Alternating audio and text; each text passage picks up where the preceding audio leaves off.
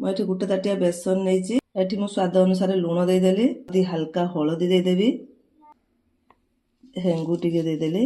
तेल देदबा आम ताको भल से मिक्स करनबा तेल संगे बेसन टाको आम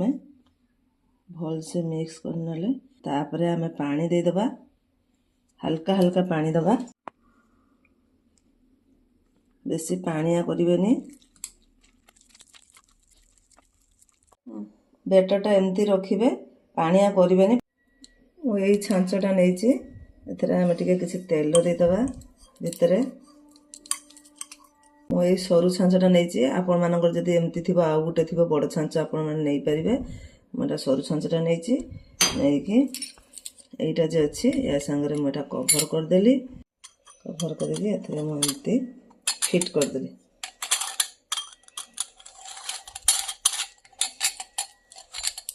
देखो मुझे फिट करदेली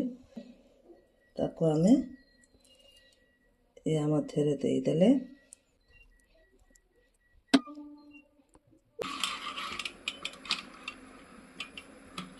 बंद करनेली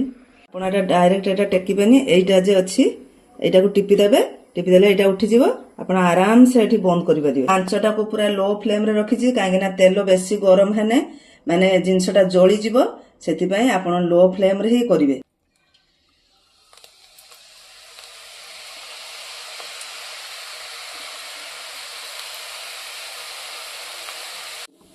एबे हमें लौटे दबा